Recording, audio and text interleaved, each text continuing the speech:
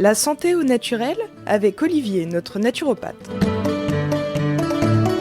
Bonjour Olivier. Bonjour Hervé. Oh là là, on voit qu'on rapproche de Noël. Ah oui. Les repas de fête, mais pas n'importe lesquels. Là, on va parler des repas de fête végétales. Et sans alcool. Et sans alcool. Et sans alcool, ouais, donc, un challenge compliqué. Oh là. C'est vrai que la dernière fois, on avait parlé justement des effets d'alcool sur l'estomac. Et là, ça sera sans alcool, donc on peut y aller. Hein. Du coup, il n'y aura pas de souci pour l'estomac. Tout à fait. Enfin, peut-être pas ceux-là en tout cas.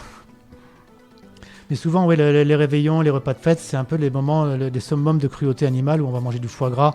Et bon, aujourd'hui, on a pu voir comment c'est fait le foie gras et c'est pas toujours fait de façon très, très humaine, on va dire. Et en plus, on mange un foie qui est malade, donc c'est quand même pas idéal.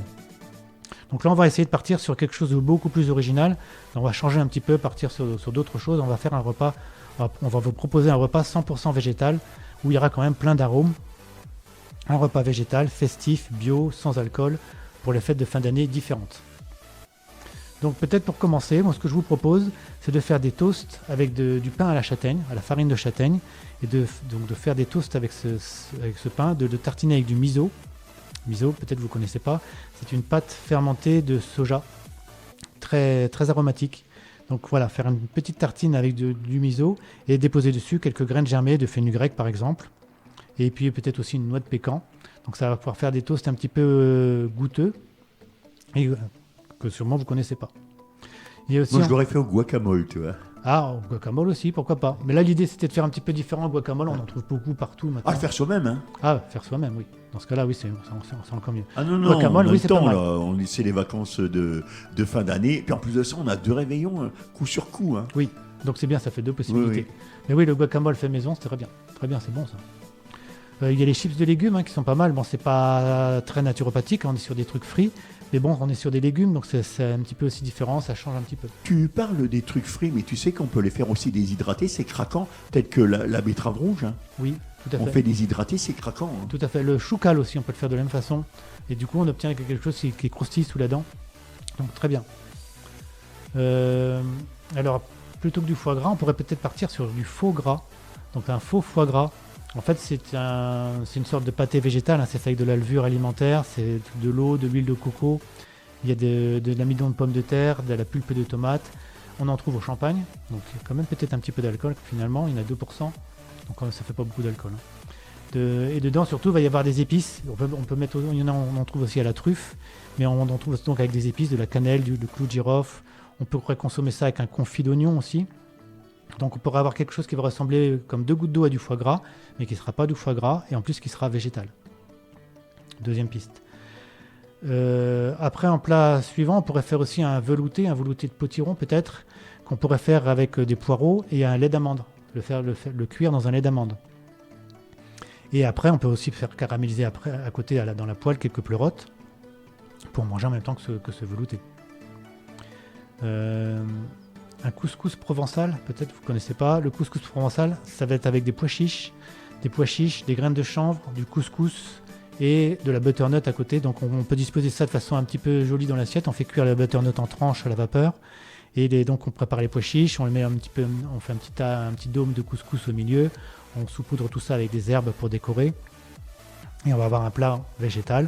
Mais qui va être intéressant parce que l'association pois chiches et couscous, on a une association céréales légumineuses et du coup on a des protéines végétales complètes qui vont contenir tous les acides aminés comme si on avait de la viande.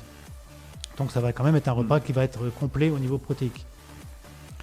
Et peut-être un dessert après pour finir. Donc moi j'avais pensé faire un dessert avec des verrines. J'aime bien les graines de chia, donc des verrines de graines de chia avec peut-être dessus un gelée ou un coulis de fruits rouges. Comme ça on obtient quelque chose de bicolore.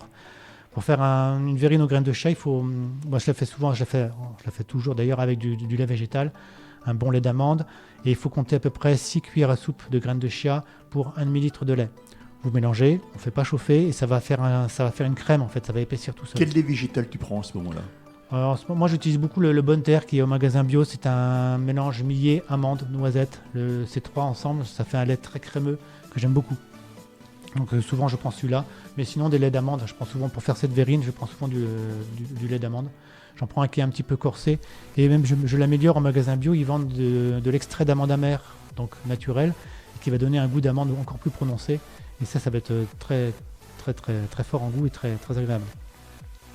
Donc oui, la verrine aux graines de chia, c'est précieux parce que comme c'est mucilagineux, ce sont des fibres douces. Donc on est sur des fibres. Donc on améliore le microbiote, on améliore le transit. Les graines de chia, c'est très riche en vitamine B, c'est très riche en protéines, c'est très riche en antioxydants. C'est un super aliment, les graines de chia. Donc on finit vraiment le repas avec un dessert qui est la panacée en termes de super aliments. Avec des fruits rouges, en plus un coulis en fruits rouges, donc ça va avoir des antioxydants à nouveau. Donc vraiment, ça peut faire quelque chose d'un petit peu sympathique. Je crois que tu avais une autre idée, toi, Hervé. Oui, mais un peu moins festive quand même, parce que c'est vrai, dans la corbeille, on a toujours des bananes très mûres. Voire à la limite du consommable lorsqu'elles sont noires en peau et bien marron à l'intérieur. Moi, ce que je vous propose, c'est lorsqu'on met quelques-unes comme ça. Allez, je vais partir pour une recette de 2 personnes. Vous prenez 2 bananes bien mûres et une que vous venez d'acheter qui est encore à la limite du vert et du jaune. Vous mettez tout ça à mixer dans un blender. Vous rajoutez, une fois que vous tenez une purée, vous rajoutez une cuillère à soupe de cacao non sucré et pour terminer, une cuillère à café de graisse végétale, de graisse de coco. Vous mixez le tout, vous mettez ça dans vos ramequins et vous oubliez ça toute une matinée. Pour le midi, c'est très agréable. Tu le mets au frigo? Oui, au frigo. Ouais, au frigo toute la matinée. En boisson, j'avais pensé vous proposer un apéritif de kombucha fermenté. Kombucha, c'est un champignon. Et comme c'est fermenté, du coup, on obtient une boisson pétillante. Et ça va être aussi une boisson santé. Et parce que ça va être excellent pour le microbiote et pour le système immunitaire. Donc, vraiment double effet. Et une boisson originale. On ne voit pas ça tous les jours, du kombucha. On trouve ça aussi au magasin bio.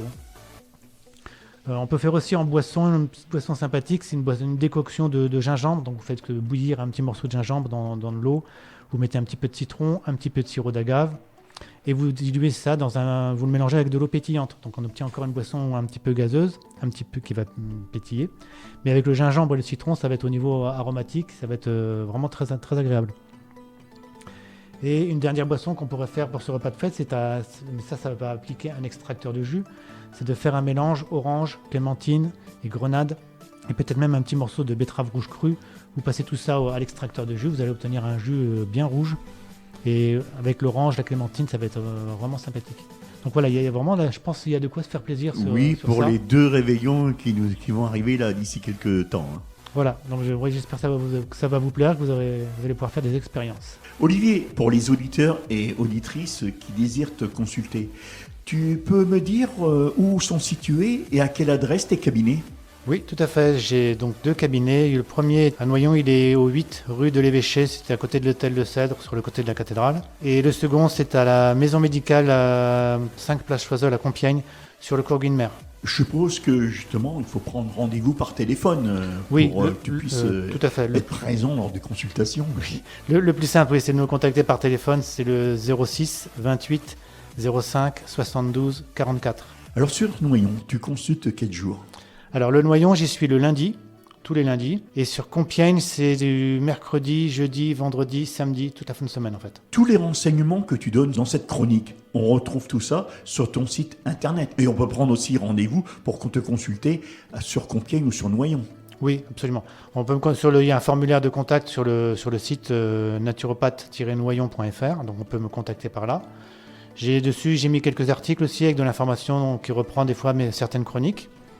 Donc vous pouvez compléter vos informations en allant sur le site, tout à fait. Sans quoi, tu as une adresse mail ? Alors l'adresse mail, oui, tout à fait. C'est contact@naturopathe-du6, donc le -o, noyon.fr. On peut te voir sur Facebook ? Alors, il y a une page Facebook, tout à fait. Pour me trouver sur Facebook, c'est Olivier Villemin, naturopathe. Mais sinon, vous avez un lien en haut du site internet avec l'accès à la page Facebook et aussi l'accès à la page Instagram. Voilà, donc on pourra aller directement sur ta page Instagram via ton site. Exactement. Tu consultes à domicile ? Ça peut arriver, mais ça reste vraiment exceptionnel. Pour les cas exceptionnels. Voilà, exactement. Les personnes qui peuvent vraiment pas se déplacer, ça peut arriver exceptionnellement. Alors tu rappelles ton numéro de téléphone ? Oui, le 06 28 05 72 44. Olivier, qu'est-ce que je peux te souhaiter ? Un bon week-end ? Oui, je te remercie. Et n'oubliez pas, prenez bien soin de vous, c'est important. Il faut d'abord prendre soin de vous pour pouvoir prendre soin des autres après. Mais vous êtes la priorité.